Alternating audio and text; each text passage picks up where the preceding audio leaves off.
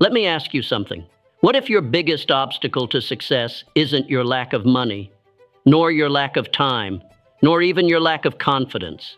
What if the real reason you keep failing in business, in love, in life, is because of one unconscious habit? You've trained your mind to look for what's wrong in others. And here lies the great paradox. The man who always finds flaws in others ends up becoming the biggest flaw in his own destiny. I know this because I lived it. You see, success is a strange creature. It never comes to those who see the world through a lens of suspicion. It never visits those who are quick to judge, quick to criticize, quick to condemn. And yet we are raised to survive, not to believe. We're taught to spot danger, to detect lies, to find the weakness before it finds us. But here's the hidden cost. A mind trained to find danger will never see opportunity. A man who walks through life expecting betrayal ends up pushing away every chance for connection. A woman who distrusts everyone she meets ends up trusting no one, not even herself. I've seen this destroy empires. I've seen this crush marriages. I've seen this bury dreams that were once bright. And worst of all, I once let it destroy me. Yes, Napoleon Hill, the man you know, once fell into this trap. I lost partners. I lost fortune. I lost peace. All because I couldn't stop seeing what was wrong and was too blind to see the good. But something happened. I met a man who gave me a challenge. For one day, he said, look for nothing but the best in others, no matter who they are. I laughed, but I tried. What I discovered changed the course of my life. And in the next few minutes, I'll show you what I saw, why this habit may be the most powerful secret to wealth, happiness, love, and inner peace. And how it all starts with the eyes of your mind. Because until you form the habit of looking for the good in others, even when it's hard, even when it feels foolish, you will be neither successful nor truly happy. And that's not philosophy. That's the law of harmony, the law of mind, the law of success. There was a time in my life when everything appeared to be on track. I was working hard, setting goals, reading the classics, applying success principles religiously. To the world, I looked like a man headed for greatness, but within me, a poison had taken root, a silent poison that whispered and corroded. And like many ambitious men, I didn't realize it was there. It wasn't fear, it wasn't laziness, it wasn't ignorance. It was something more insidious, judgment, a habit of scanning the world not for beauty, but for flaws. I believe this made me smarter, sharper, safer. I told myself I must detect weakness before it costs me. But the mind that seeks flaws becomes a magnet for them, and soon I was surrounded by what I feared. I remember a winter morning in Chicago. I was overseeing a publishing expansion. My team was talented, loyal. Among them was James, a sharp and disciplined young writer. He turned in an article. It had a small punctuation error, a missing comma, a trivial flaw. But to me, it was a red flag. I summoned him, not to teach, but to scold. If you can't manage a comma, I said, how can I trust you to shape minds? He apologized and left. The next morning, he didn't return. Nor did 3 others. I told myself they were weak, that I had done the right thing, that high standards require casualties. But something inside me ached, and that ache was the first crack in my armor. Over time, I became addicted to finding what was wrong with people. If someone was late, I deemed them undisciplined. If someone disagreed, I called them envious. If someone struggled, I assumed incompetence. To the world, I looked principled. But inside, I was growing cold, suspicious, alone. I called it clarity. I said I had standards, but I no longer saw people. I only saw imperfections, and a man who only sees what's wrong will end up with no one to see. There is a dangerous comfort in judgment. It feels like power, like protection, but that power is hollow. It repels loyalty. It chokes collaboration. It kills vision. There was a time in my life when everything appeared to be on track. I was working hard, setting goals with precision, reading the classics, applying success principles consistently. To the outside world, I looked like a man headed for greatness, but within me a poison had taken root. A silent poison that didn't scream or bite, but whispered and corroded. And like many men of ambition, I didn't even realize it was there. It wasn't fear. It wasn't laziness. It wasn't ignorance. It was something far more insidious: judgment, a habitual scanning of the world, not for beauty or brilliance, but for flaws. At first I believed this made me sharper, safer. I told myself I must detect weakness before it costs me. But the mind that seeks flaws becomes a magnet for them, and soon I was surrounded by exactly what I feared. I remember one winter morning in Chicago. I was overseeing a publishing project. My team was talented and loyal.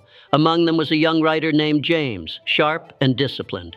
One day he turned in an article. There was a minor punctuation error, a missing comma. To me, it was a red flag. I called him in, not to teach or encourage, but to scold. "James," I said, "if you can't manage a comma, how can I trust you to shape minds?" He apologized quietly and left. The next day he didn't return, nor did 3 others. I told myself they were weak, that high standards require casualties, but something inside me ached. That ache was the first crack in the armor I had built. Over time, I became addicted to identifying what was wrong with people. If someone arrived late, I deemed them undisciplined. If someone disagreed with me, I called them envious. If someone struggled, I assumed incompetence. To the world, I looked more decisive, more principled. But inside, I was growing colder, lonelier. I called it clarity. I told myself I had standards. But the truth was this: I no longer saw people. I only saw their imperfections. And a man who only sees what's wrong in others will eventually be left with no one to see. There is a dangerous comfort in judgment. It makes you feel powerful, as if you're protecting yourself, as if rejection is wisdom. But that kind of power is hollow. It repels loyalty. It kills vision. At a business dinner in New York, I watched a man receive praise for a simple idea. People applauded. I smiled on the outside, but inside, I burned with contempt. They don't see what I see. And then I saw myself, not in a mirror, but in my behavior, cold, cynical, alone. I had become obsessed with others' flaws and blind to my own decay. Then came the consequences: a failed partnership, a bad investment, a lawsuit, and worst of all, silence. The calls stopped, the invitations vanished, people withdrew. I tried to blame others, the market, my advisors, but deep down, I knew. The man responsible was not out there. It was me. My habit of judging and distrusting had built walls so thick that no opportunity could reach me. No connection could survive. I had turned my mind into a prison, and the only inmate was me. The turning point came from a janitor. I was sitting in my office, drowning in paperwork and regret, when she knocked. "Mr. Hill," she said, "I read one of your books. It helped me during a hard time. Thank you." Then she smiled, a sincere, quiet smile. I could barely respond. She left, and I cried. Not for the losses, not for the missed chances, but for the humanity I had abandoned. That woman, with no agenda and no title, reminded me of something I had forgotten. Every person contains good, and when you see it, you awaken it, in them and in yourself. That night, I made a decision. For the next 7 days, I would do one thing. I would look for the good in every person I met. It was harder than I thought. The old habit fought back. I'd catch myself scanning for flaws, ready to critique, ready to dismiss. But I stopped. I breathed. I remembered the janitor's smile, and I asked, "What's good in this person?" Day 1, I complimented the barista for her patience during a rush. She lit up. Day 2, I told my assistant how well she organized a chaotic meeting. She almost cried. Day 3, I thanked an old colleague for a conversation we had 5 years ago that helped me in a moment of doubt. He said no one had ever thanked him for that. Day 4, I praised a competitor's book in a radio interview. My voice shook as I said it. Each time, something softened in me, something expanded. And by day 5, I noticed something else. I felt stronger, not weaker, not naive, but powerful in a new way. Because judgment feels like control, but it's fear in disguise. Appreciation on the other hand, is the mark of a man who has nothing to prove. Let me explain this to you clearly. The most dangerous habit in the world is not drinking, not gambling, not lying. It's the habit of expecting the worst in others. Why? Because it poisons everything. It turns leaders into tyrants, partners into skeptics, artists into critics. You don't need to fix everything to win. You need to believe in something again. And it starts with what you choose to see. I began applying this principle everywhere. In meetings, I asked, what is this person doing well? In arguments, I asked, what pain are they protecting? In disappointments, I asked, what lesson is here for both of us? The change wasn't instant, but it was inevitable. One by one, people started returning, not because I demanded it, but because I had changed the environment around me, from suspicion to safety. And when people feel safe, they bring their best. Let me share a moment that changed everything. I was speaking at a conference in Detroit. Before going on stage, I met a young entrepreneur named Sarah. She was trembling. She asked if I had any advice before her first keynote. I almost said, just don't mess up your opening line. But I caught myself. Instead, I said, you've already won because you showed up. She smiled, took a breath, walked out, and delivered a talk that shook the room. Afterward, she hugged me. You reminded me who I was. No strategy, no genius, just one human choosing to see another, not through fear, but through faith. That is power. That is leadership. And that is how you change the world, one moment at a time. Let me ask you now, what do you usually look for in others? Mistakes, weaknesses, threats? What if you trained your mind to look for strength? What if you expected greatness? What if you became the man whose gaze awakens courage in the people around him? That's who I chose to become. That's who you can become. And when you do, it doesn't just change them, it changes you, because the way you see the world is the way you live in it. Over the years, this one shift, seeing the good, became the cornerstone of my influence. Not charisma, not intelligence, not perfection, but perception, because people rise or fall to meet your expectations. And when you expect brilliance, you often get it. Not because you're lucky, but because you helped shape the environment where brilliance can thrive. I remember mentoring a young man named Marcus. He was smart, but insecure, ambitious, but hesitant. Every word he spoke was laced with self-doubt. But I saw something else. I saw clarity behind his hesitation, drive beneath his quietness, wisdom in his questions. So I told him what I saw, not once, not twice, repeatedly, publicly. I introduced him as a rising genius, not because he had proven it, but because I believed he would. And guess what? He did. In 5 years, he went from intern to board member. Why? Because he began to see himself through my eyes. That is the power you hold. Every day, you can choose to be the critic or the catalyst, the skeptic or the spark, the judge or the mirror that reflects someone's best self.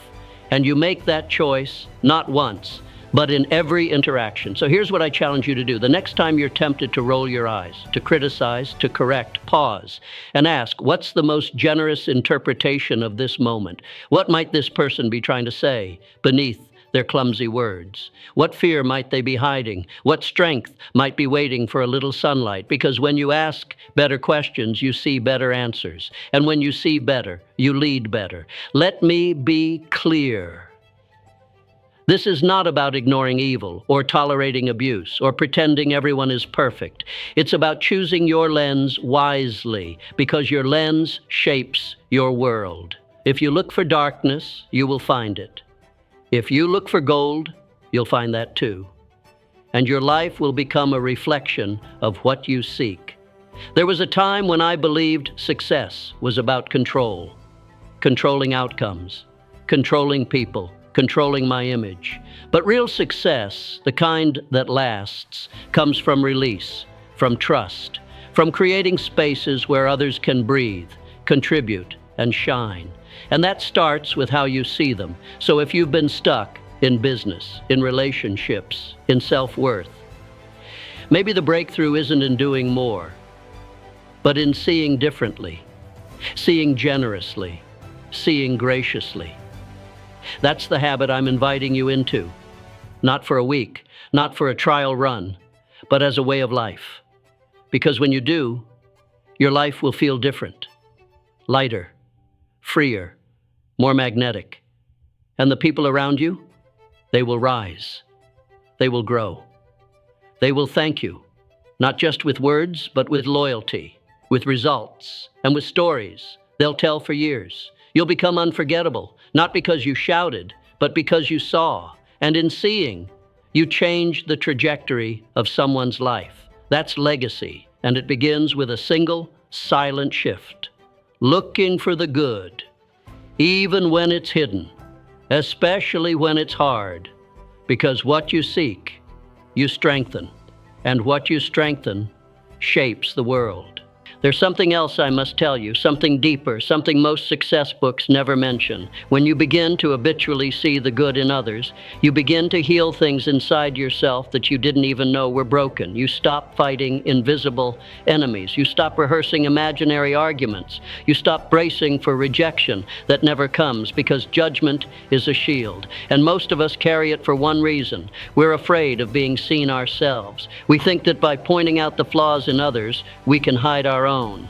But when you put that shield down, when you let it fall for even a moment, you experience something rare. Peace, not numbness, not silence, but peace. The kind that comes when your mind stops scanning for threats and starts looking for beauty. This is not weakness, this is clarity. And clarity, Dan, is where power begins. In that clarity, something else awakens, intuition. You begin to feel things before they're said. You begin to sense the right path, even when it's unclear, because judgment clutters the mind, but grace clears the fog. In business, this makes you a better negotiator. In leadership, it makes you magnetic.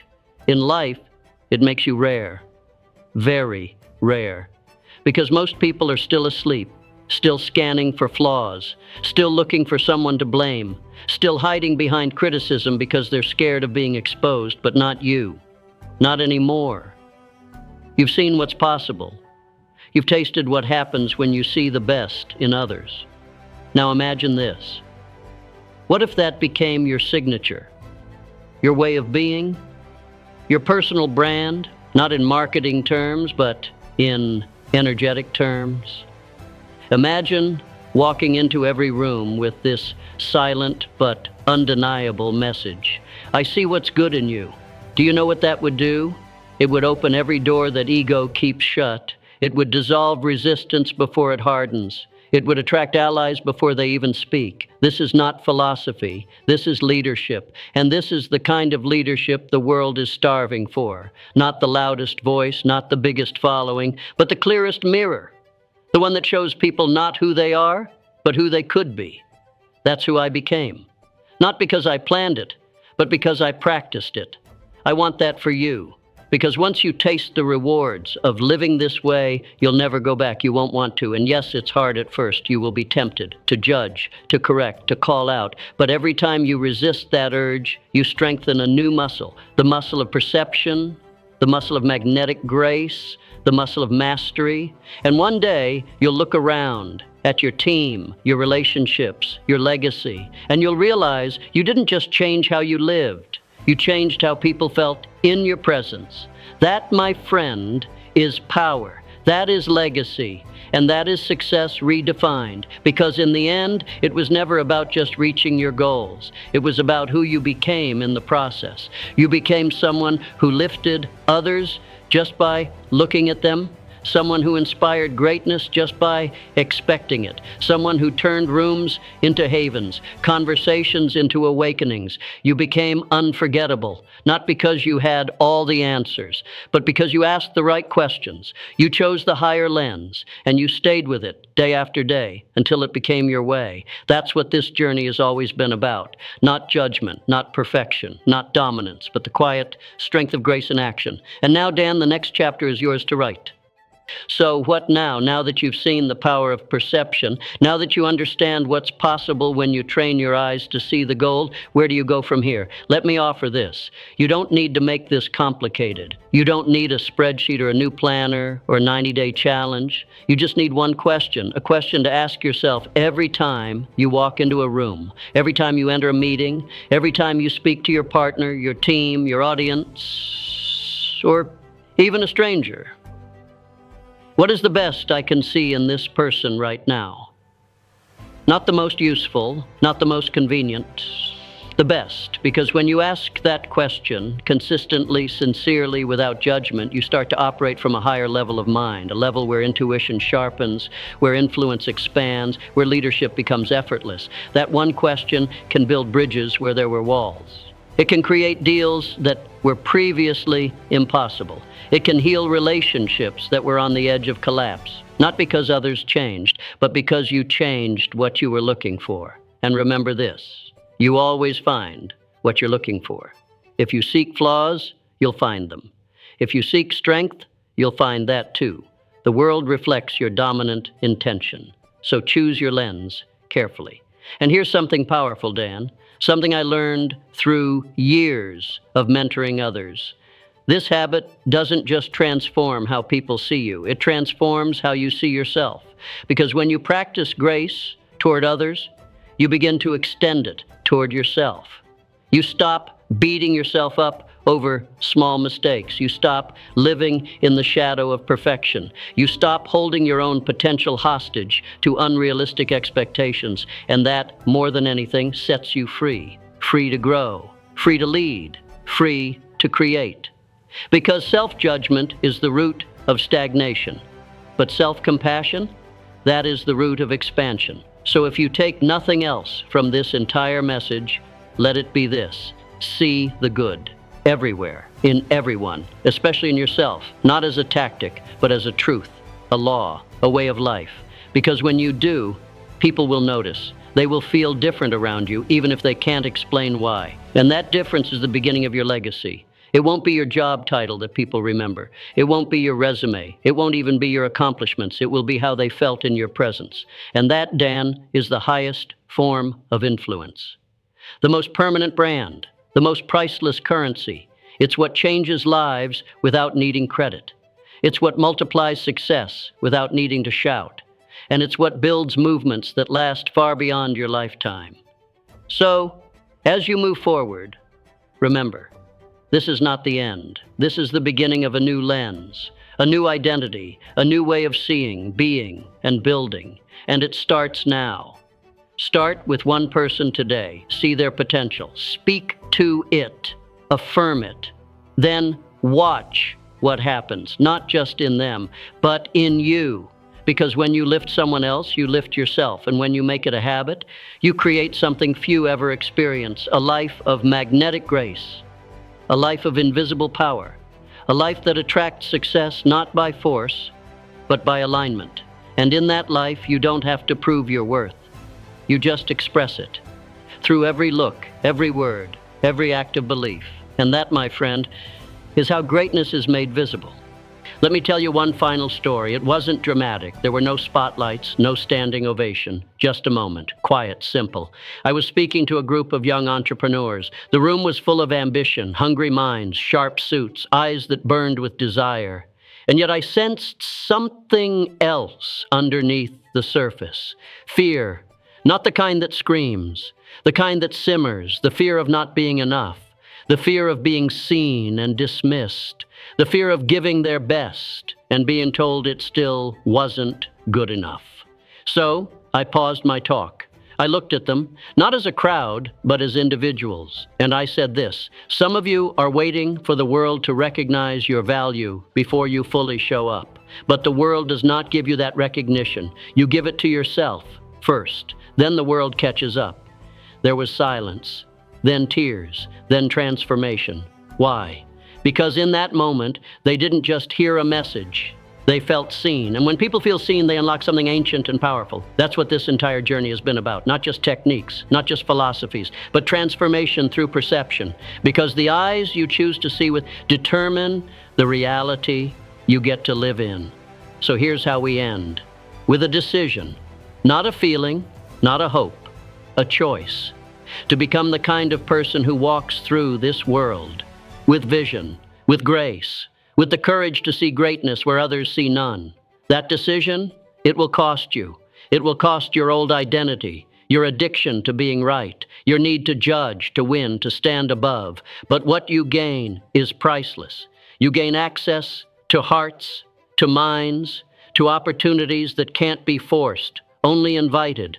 You gain a new level of energy, clarity, and trust that no strategy can create. You gain influence, not the kind that fades with time, the kind that echoes.